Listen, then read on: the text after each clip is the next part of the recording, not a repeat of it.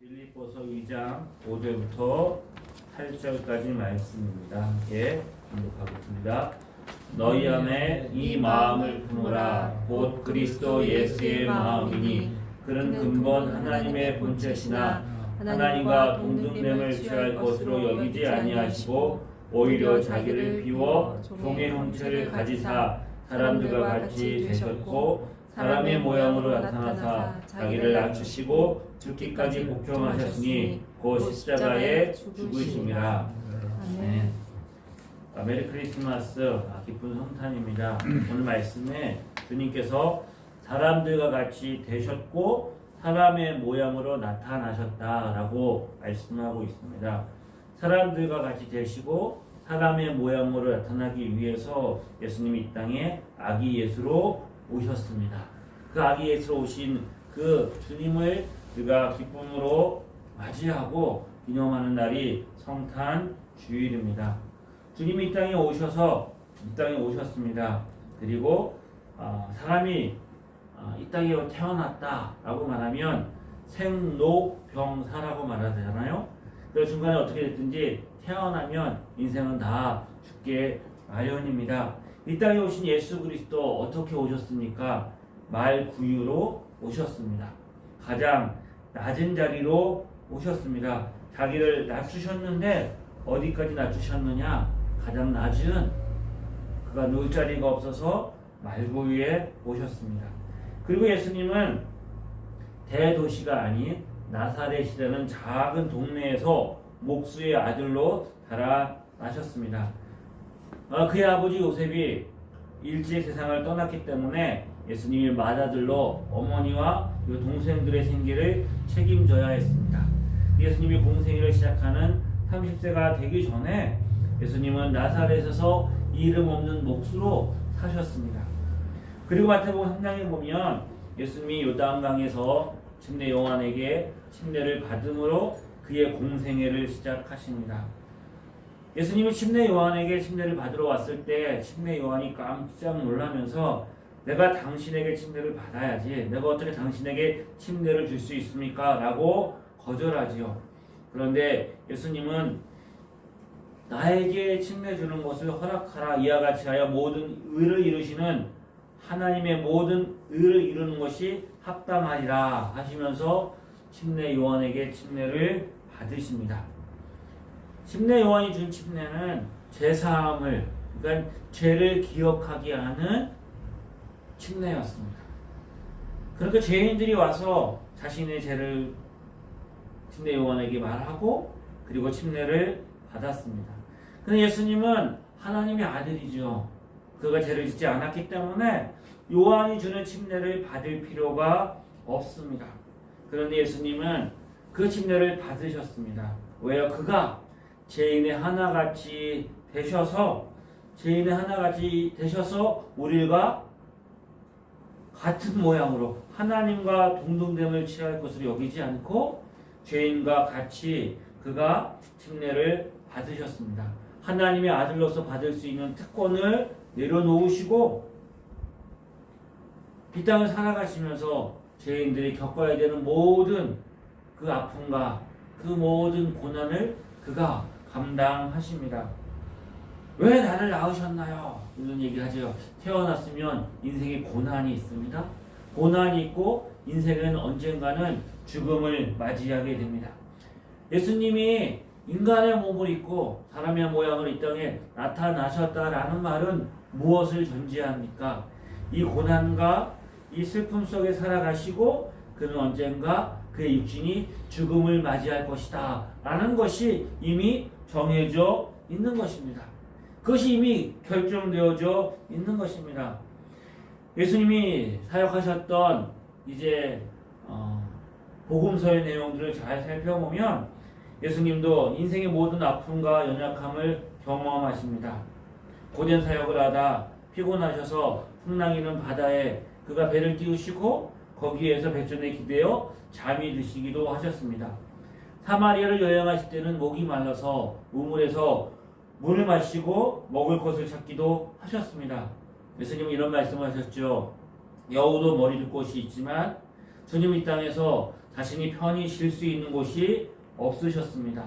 그 또한 주의 복음을 전하며 많은 하나님의 일들을 행했지만 그의 주님을 반대하는 종교 지도자들 그리고 대중들의 비난과 핍박을 받으면서 그 예수님은 고난의 길을 걸어가셨습니다. 심지어 예수님의 가족과 형제들도 예수님을 배척해서 귀신 들렸다라는 소문이 돌기도 했습니다.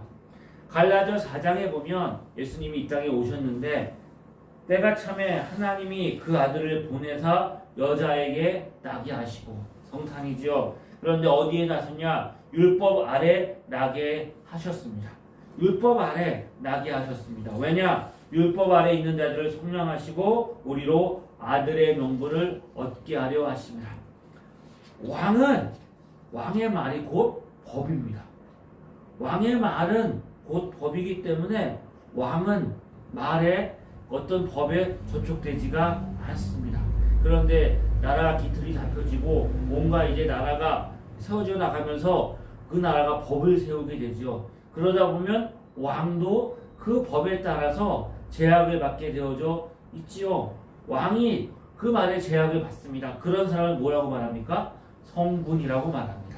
근데 폭군은 그 법을 어깁니다. 왜? 왕이니까 내가 지금의 말이 곧 법이다. 내가 곧 신이다. 이러면서 폭군이 등장하기 시작하죠. 근데 주님은 어디에 오셨다고요? 율법 아래에 오셨습니다. 여자에게 나시고 율법 아래에서 태어나셨습니다. 율법은 주님이 만드신 것입니다. 주님의 마음을 담아서 우리로 하여금 하나님의 마음에 따라서 이 땅에서 어떻게 살아가야 될지를 가르쳐 준 게 율법이죠. 근데 주님은 율법 아래 자기를 낮추셨고 그 말씀에 매이셨습니다. 말씀에 매일 아무 이유가 없는 주님께서 말씀에 순종하셨고 그 말씀대로 그 안에서 율법을 지키셨습니다. 자기 마음대로 얼마든지 하실 수 있는 분인데 그분은 약속하셨고 그 약속하신 것에 매였고 약속하신 것에 신실하게 지키셨습니다. 왕은 잘못이 없습니다. 왕은 무결합니다. 그래서 왕이 잘못했다는 것은 자신의 권위를 낮추는 것입니다. 그래서 왕은 절대로 뭘 하지 않는다고요? 왕은 자기가 잘못했다고 말하지 않는다고 말하죠. 폭군이 그렇게 하죠. 왜요? 잘못했다는 것을 인정하는 그 순간 자기 자신의 권위가 떨어지는 거니까. 근데 주님은 어떻게 하셨습니까? 내가 말했으면 그 말한 것에 자기를 매셨습니다. 자기를 매어서 그 약속하신 것이 신실하게 지켜지도록 그가 온전히 그 안에서 그 순종의 길을 걸어가셨습니다. 주님은 낮은 자리에 오셨을 뿐만 아니라 이 땅에 낮은 자들을 찾아오십니다. 그 당시에 멸시받고 천대받고 그 사람들에게 비난받았던 창기와 가난한 자들과 세리와 병든 자들과 약한 자들의 친구로 오셨습니다. 요한복음 4장에 보면 예수님이 유대인들은 가지 않는 사마리아 길로 가십니다. 사마리아 길로 걸어가셔서 거기에서 수가성의 한 여인을 만나십니다.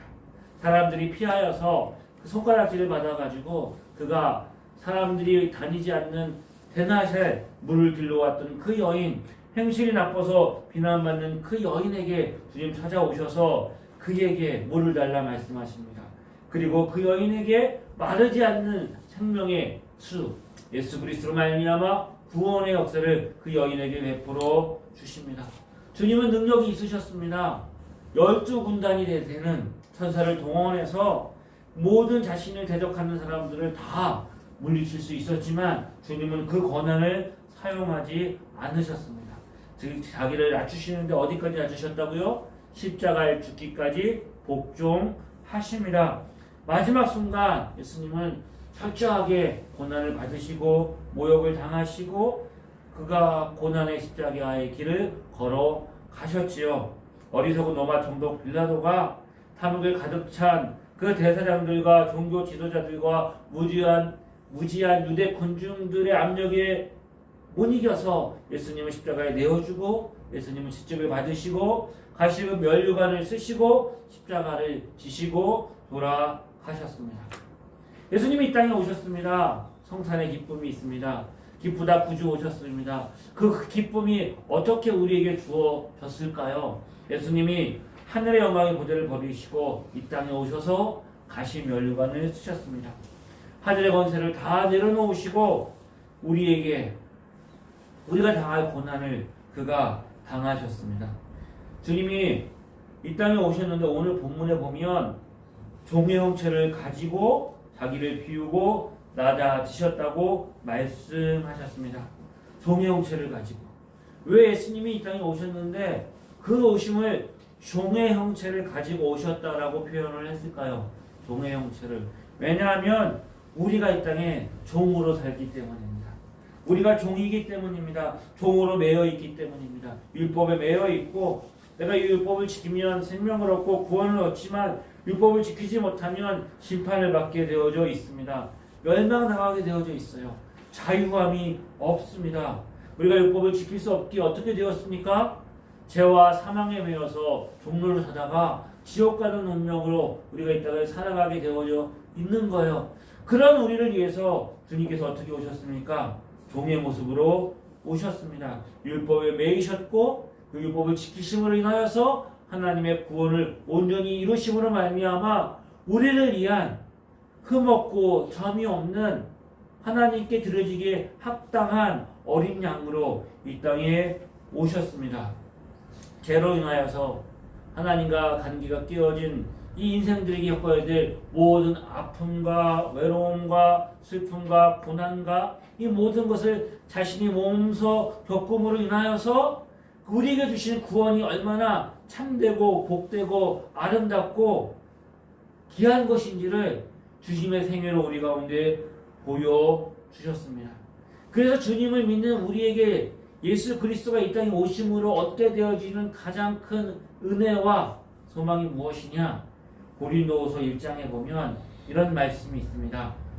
우리의 모든 환난 중에서 우리를 위로하사 우리로 하여금 하나님께 받은 위로로 모든 환난 중에 있는 자들을 능히 위로하게 하심이로다. 그리스도의 고난이 우리에게 넘친 것 같이 우리가 받은 위로도 그리스도로 말미암아 넘치는도다. 예수 그리스도께서 받은 고난으로 인하여서 우리 마음속에 큰 위로가 있고 그 위로가 우리로 하여금 다른 고난받는 사람들을 능히 위로할 수 있는 자로 우리를 세워 가시는 것, 이것이 주님이 이 땅에 오셔서 우리에게 주신 놀라운 은혜이고 선물입니다. 예수님이 이 땅에 오셨습니다. 큰 기쁨입니다. 그 기쁨의 소식으로 인하여서 우리에게 주어지는 은혜가 무엇입니까? 예수님의 삶을 우리가 바라볼 때마다 그냥 하늘에 있는 둥구름 잡는 천상의 이야기가 아니라 신들의 이야기가 아니라 뭔가 우리와 다른 세계에서 벌어진 그 이야기, 신들의 세계 이야기가 아니라 이 땅에서 하나님의 아들이 겪으신 그 모든 일들을 묵상할 때에 우리에게 큰 위로와 소망이 되는 것입니다. 아멘. 주님이 우리를 아시고 주님이 우리의 모든 것들을 아시는 그 은혜로 인하여서 우리 마음에 참된 위로가 있는 것이죠.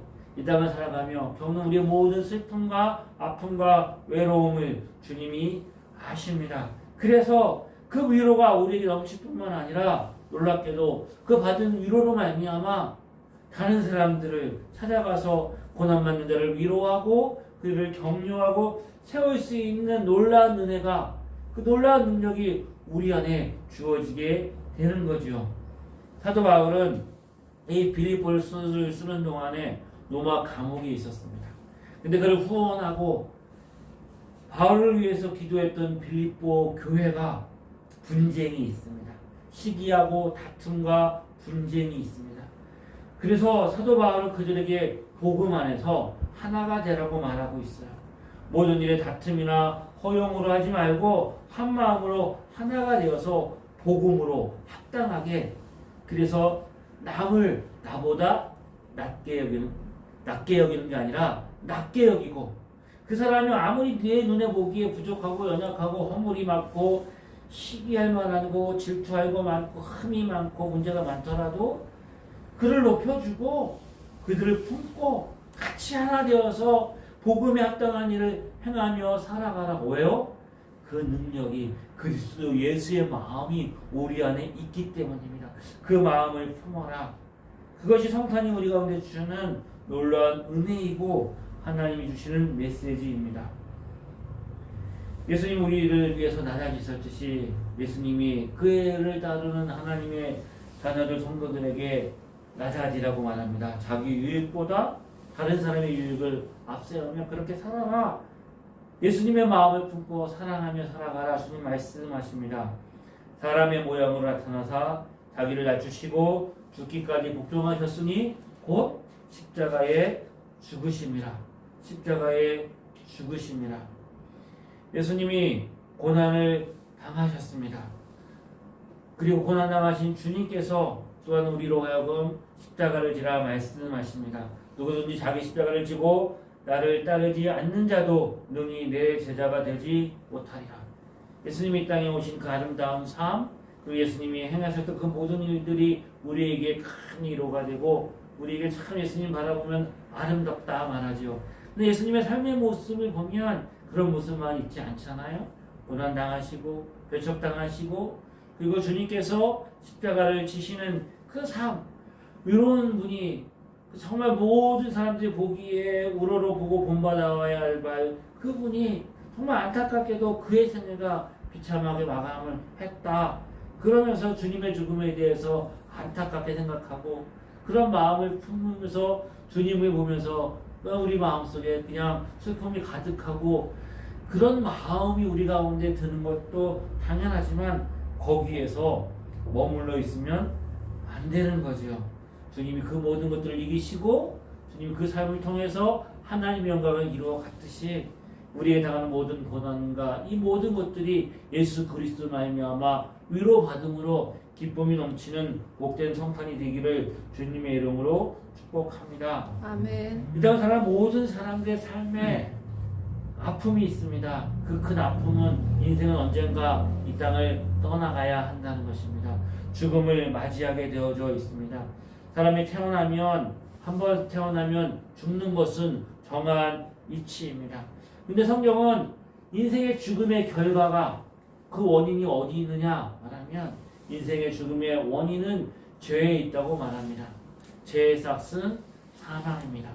죄가 찾아옴으로 말미암아 하나님의 생명으로 태어난 인생들이 죽음을 맞이하게 되어져 있습니다. 죽음 위에는 하나님의 심판이 있는 거죠. 이 심판을 아무도 피할 수 없습니다. 죽음 위에 이 땅에서 어떤 삶을 살았든지 간에 그 모든 사람들은 그 심판대 앞에 서야 되고 이 땅의 삶을 주님 앞에서 계산할 날이 오게 되어집니다. 마태복음 18장에 보면 한 임금에게 1만 달란트의 빚을 진 한 종이 있습니다. 1만 달란트 얼마 전 기사에 15년 동안 벌어서 한 푼도 안 쓰고 모으면 서울에 집 한 채, 아파트 한 채 살 수 있다. 그런 기사가 났어요. 15년을 벌어가지고 그걸 한 푼도 안 쓰고 모은다는 게 가능하겠습니까? 자, 어느 사람이 이 사람이 1만 달란트의 빚을 이제 갚으려고 하면 계산해 봤더니 20만 년, 20년이 아니고 20만 년을 일해서 갚아야 되는 돈이 됩니다. 평생 갚을 수 없는 돈입니다. 근데 빚을 갚아야 할 때가 찾아왔습니다. 빚을 갚을 능력이 없습니다. 빚을 갚지 못하면 어떻게 합니까? 그 몸으로 때워야죠. 대가를 지불해야 합니다. 자신이 그 빚을 갚지 못한 것들 때문에 평생 그가 종으로 매어 살든지 감옥에 갇히든지 그 삶을 살아야 돼요. 그런데 그에게 한 가지 소망이 있습니다. 그가 그 모든 짐에서 벗을 수 있는 유일한 방법은 바로 그 주인이 임금이 빚을 탕감해 주는 것입니다. 빚을 안 갚아도 된다고 누군가 대신 빚을 갚아주든지 누군가 대신 빚을 갚아주든지 아니면 그 주인이 용서해 주는 것입니다. 근데 복음 안에는 어떤 일이 일어났습니까? 이 두 가지 일이 동시에 일어났습니다. 하나님이 죄인 우리를 용서하셨습니다. 근데 용서하시는데 그냥 말로만 용서하신 것이 아니라 하나님의 아들이 인간의 죄를 위해 십자가에 죽으심으로 말미암아 우리가 지었던 죄의 빚을 대신 갚아 주셨습니다. 아멘. 죽음으로 하나님 자신이 이 땅에 인간의 모습을 입고 오심으로 그 빚을 갚아주셨고, 그리고 하나님이 그것을 보시고 우리의 죄악을 용서하셨습니다. 예수님 왜 이 땅에 오셨습니까? 왜 이 땅에 오셨을까요? 사람이 다 태어나면서 태어난 이유가 있다고 말합니다. 사람은 뭐라고 말합니까? 사랑받기 위해 태어났습니다. 얼마나 이 땅을 살아가는 사람들이 사랑을 받지 못하면 그것이 주제가가 되었습니다. 나는 사랑받기 위해 태어난 사람. 근데 너무 이 찬양이 사람들에게 은혜를 받다 보니까 다 뭘만 얘기해요? 사랑받는 것만 얘기해요. 나는 사랑받기 위해 태어난 사람이야. 근데 왜 나 사랑 안 해줘? 나는 사랑받기 위해 태어난 사람이야. 난 소중한 사람이야. 근데 뭐가 있어야 돼요? 내가 사랑을 받으려면 사랑 주는 사람이 있어야 될 거 아니에요. 사랑 주는 사람이 있어야 사랑 받는 게 있는 거잖아요. 근데 다들 사랑 받기만을 바란다면 세상이 어떻게 됐습니까? 그러니까 내가 사랑받기 위해 태어난 사람이라는 말은 전제는 나는 사랑을 주는 사람이 되어야 하는 거예요. 내가 사랑을 주는 사람이 되어야 그 다른 사람도 사랑받기 위해 태어난 사람이잖아요. 그러니까 그 사람은 사랑을 받는 거고 그 사랑받은 사람이 또 사랑을 나누어 주고, 그러니까 사랑받기 위해 태어난 사람이라는 말의 의미는 나는 사랑을 주기 위해 태어난 사람이라는 말이 포함되어져 있는 것이죠.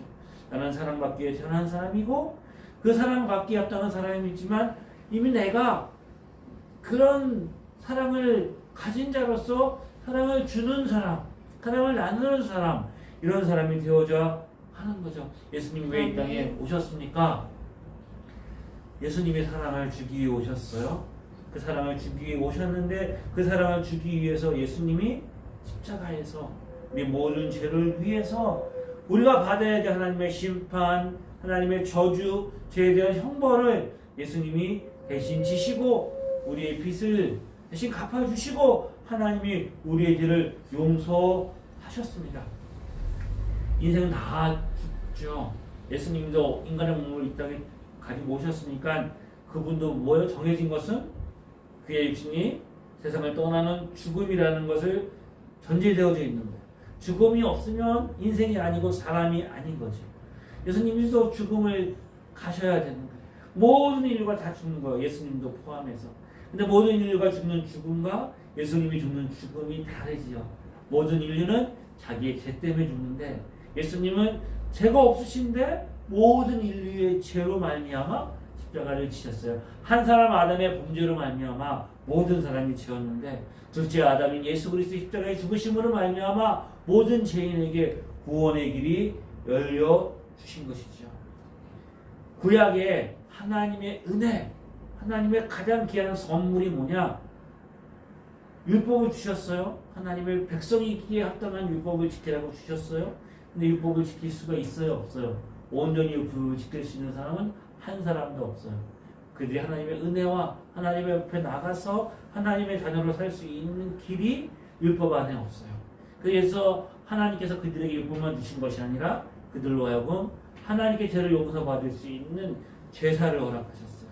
어린 양을 통해서, 속죄를 통해서 그들이 하나님과 화목하고 하나님의 용서를 받고 하나님의 자녀로 있다가 살아갈 수 있도록 하나님 주신 선물이 뭐예요?